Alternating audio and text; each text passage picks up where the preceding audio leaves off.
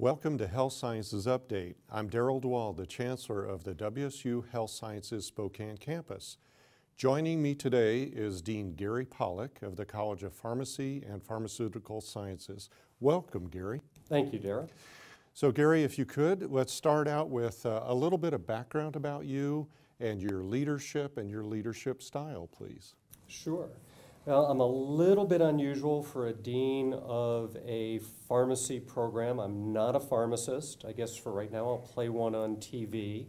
My background educationally is have a bachelor's degree in chemistry and psychology from a small liberal arts college in Galesburg, Illinois called Knox. I went from there to get a PhD in pharmaceutical sciences at the State University of New York at Buffalo. From there went to the University of North Carolina at Chapel Hill for a faculty position. Accidentally found my way into academic administration. Was there for about 26 years and then came to WSU in 2010. And I guess all of those experiences together, which were much different, informed what has emerged as my leadership style. So from Knox, I was very attuned to the student experience because I had an excellent one there, and that's something that I aspire to give students that I work with now. From my graduate work, I learned the value of scholarship and integrating scholarship and education. And then at the University of North Carolina, I learned how to build programs, and that is why I came to Washington State. Great. Well, so you've been here for about 8 years, and when you came, the college was in a different place. It was down in Pullman. Now, there's been a lot of change for the college, but one of those changes, not just a move, and we'll talk about that in a minute, but is a name change. Can you tell us about the name change for your college? Oh, absolutely. So when I arrived here, we had a College of Pharmacy. That was our formal title. And earlier this year, we changed to the College of Pharmacy and Pharmaceutical Sciences. And that was a very intentional change to highlight what my mentor and friend Bill Campbell, who was Dean of Pharmacy at the University of North Carolina, described as a bimodal mission. Excellence in professional education, preparation of new healthcare practitioners, and excellence in graduate education and faculty-led scholarship. I think everyone in the lay public understands that when you have a College of Medicine, you prepare new physicians, but you also have this huge economic development machine that provides healthcare and in particular pursues research in the medical sciences. When we talk about pharmacy, it's a little bit different. People think, okay, you prepare a pharmacist, so the guys who are in Walgreens come out of your program. But what's lost is the very significant economic driver that a College of Pharmacy can be through pursuit of pharmaceutical sciences research and graduate education. And we just wanted to make sure that the outside world understood that we have a comprehensive and I would say well-balanced academic mission.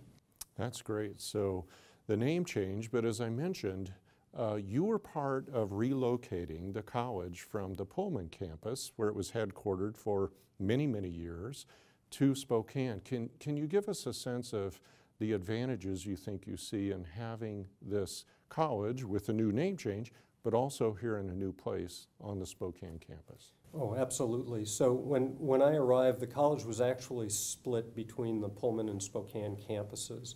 So our pharmacy students would do their first 2 years of work in Pullman, their third year of coursework in Spokane, and then they'd go around the state for their fourth year of experiential education. So there was not much of an opportunity for more senior students to interact with their more junior colleagues, which is a little bit of an educational problem. The college was split almost entirely along departmental lines. So the basic sciences department, the pharmaceutical sciences department, was in Pullman. The clinical sciences department was in Spokane. And so that impeded interactions between faculty and then cross between faculty and students depending on where they were in their degree pursuit. The graduate students were all in Pullman, so they couldn't interact with more senior professional students. And it was a model that would not allow the college to grow and prosper very well. And so regardless of anything else that was going to go on, consolidating the college under one roof operationally was an important goal. It made a lot more sense for that to happen in Spokane than in Pullman for a couple of reasons. One is that Spokane is the healthcare center of this region of the United States, biggest catchment area in the triangle, circumscribed by Seattle, Minneapolis, and Salt Lake City. And so the opportunities for our students to see patients, to interact with healthcare providers was much more significant here than in Pullman. And the second reason was that we have an emerging health sciences campus in Spokane. And to have one of the three human health sciences colleges not located in Spokane didn't make any strategic sense for the university. Very good. So let me talk a little bit more about some of the change. And part of that change has been not just the relocation, but growth. So in your educational and your research and outreach part of your missions, you've grown the educational part and the research. We'll come back to the educational part, but tell me a little bit about your strategic approach to growing your research enterprise in your college. Sure. So when I arrived, our college had about $1 million of extramural funding, which made it a very, very small research agenda for a school or college of pharmacy. I think we were ranked 58th in the country at that point. Okay. So there was clearly a need to grow that. And we talk about research in parallel with graduate education. So at the time that I got here, we had, I think, 6 PhD intending students working with faculty in the College of Pharmacy. And that was too small to be a viable program. So one of the most important initiatives that I had on my plate as a new dean was to make sure that our research and graduate education portfolios grew to an appropriate size. Okay.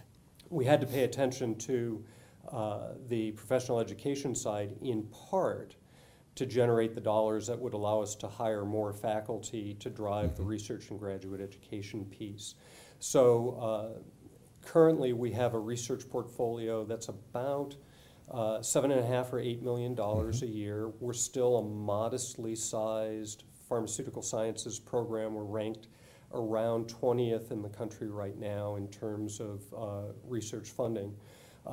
More significantly, however, we've moved from one faculty member with funding from the National Institutes of Health to a total now of, I believe, 14 faculty who are federally funded.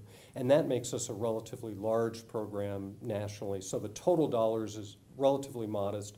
The number of faculty who are playing in the federal funding pool is relatively substantial. Our graduate program has grown from around 6 to currently 31 students who are seeking a PhD. We have aspirations for that group to reach about 50. Okay. And we are on track to be there by around 2022. Well, congratulations. And I know that it takes a lot of work from the team that you've developed. And so just an extension of congratulations to them and to you for your leadership in doing that. Give me a sense of the expansion of the educational activities in the college, and not just here, but at other sites across the state, please. Sure. So one of the things that we were able to recognize very early in my deanship was that we had significant capacity for expansion of our professional education program, which leads to the Doctor of Pharmacy degree. We were filling our seats without really having a very specific recruitment or admissions strategy. Okay. And some of the commentary that we were hearing from students around the state was that they aspired to be pharmacists, but the number of seats between our program and the University of Washington, so the only 2 pharmacy programs in the state, were not sufficient to accommodate all of the interest.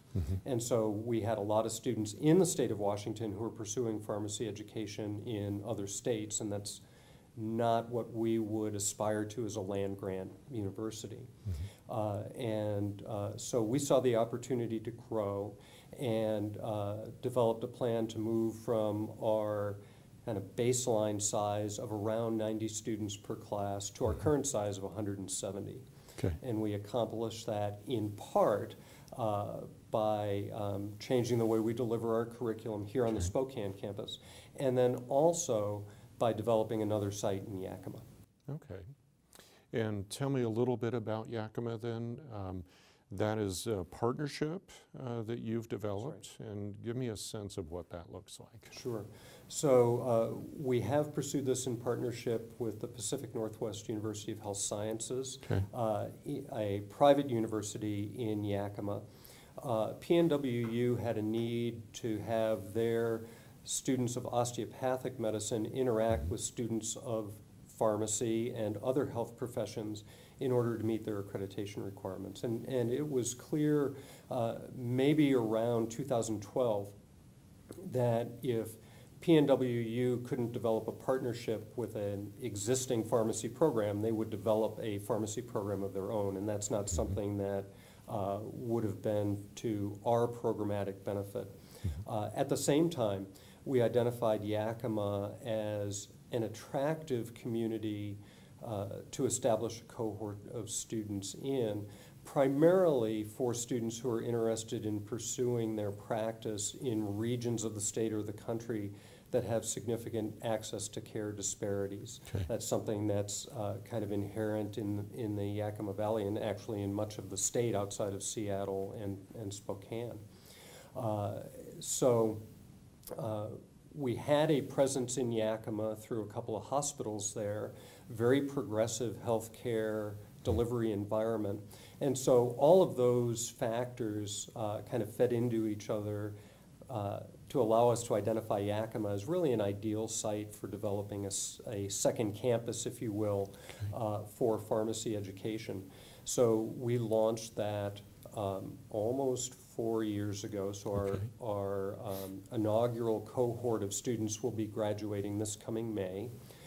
And we launched with a cohort size of 30 students, which for a new pharmacy education site, if you look around the country, is an extremely large inaugural cohort.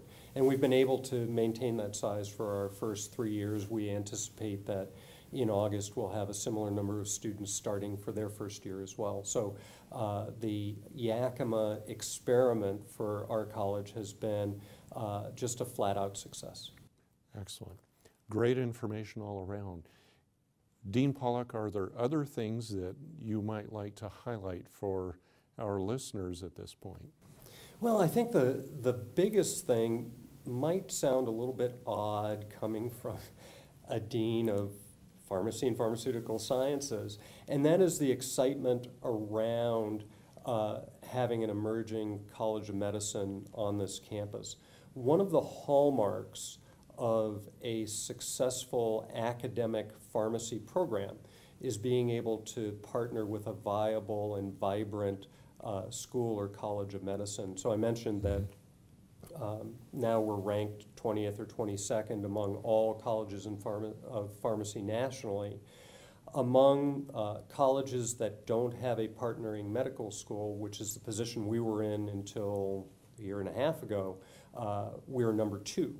Second only to Purdue in terms of our metrics. And so that difference from 22 to 2 is an indication of what it means to be able to work with a college or school of medicine. And so as medicine develops and gets all of the external attention and a lot of the internal resources that are required to stand up a new college, which is appropriate and totally expected, we as a pharmacy program are looking 5 to 10 years down the road when we will be able to hitch our wagon to the medicine horse, and we will just be able to do phenomenal things once medicine is fully online. So we see what's happening on this campus as being just enormously positive, positive for our college, positive for the Spokane community, and positive for the state, and are looking forward to the future with a great deal of optimism. Excellent. Well, Gary, thanks for joining us today, a co-practitioner in health sciences education and research. We appreciate your time. And for the viewers, we will see you next time for Health Sciences Update. Goodbye.